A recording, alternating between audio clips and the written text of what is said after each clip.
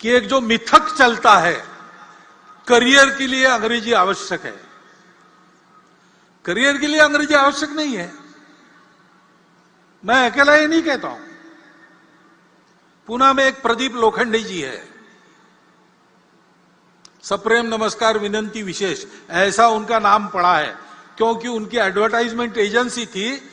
तो मार्केट सर्वे करने के लिए वो हर गांव के सरपंच कोतवाल को पत्र भेजते थे कि आपके यहां बाजार है क्या, उस बाजार में लोग क्या खरीदते हैं क्या नहीं खरीदते, उनसे जानकारी लेते थे।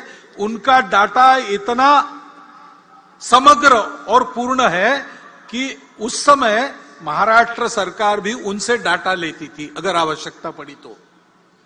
और वो पुणे में आके एक छापखाने में काम करने लगे।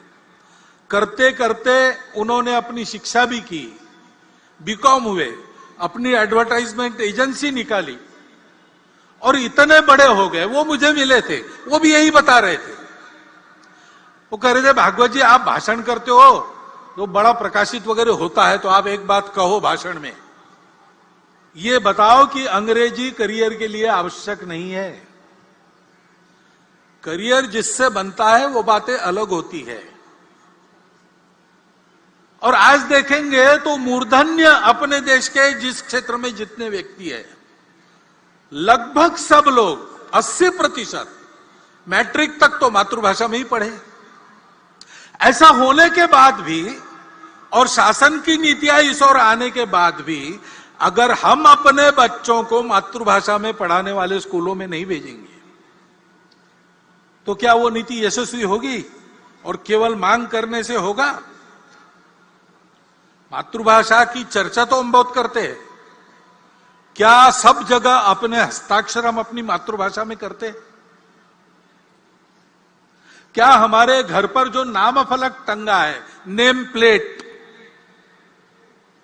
उस पर हमने अपना नाम, अपने कुल का नाम मातृभाषा में लिखा है?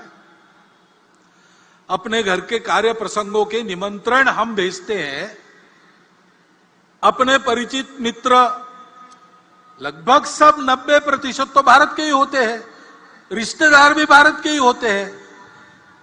क्या वो हम अपनी मातृभाषा में उनको भेजते हैं? अपने से जब ये परिवर्तन समाज करता नहीं, तब तक मातृभाषा की नीति कैसे सफल होगी?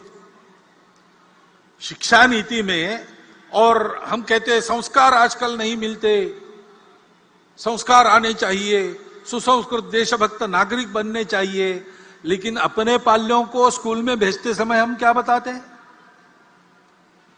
ऐसा पढ़ो कि अधिक कमाओगे, ऐसा बताते हैं कि ऐसा पढ़ो कि देश के उत्तम नागरिक बनोगे, ऐसा बताते हैं।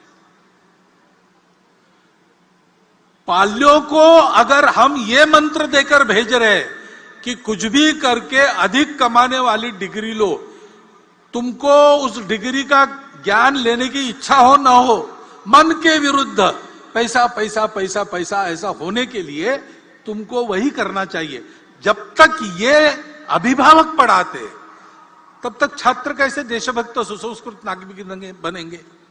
वो तो पैसा कमाने वाली मशीन ही बनना चाहेंगे।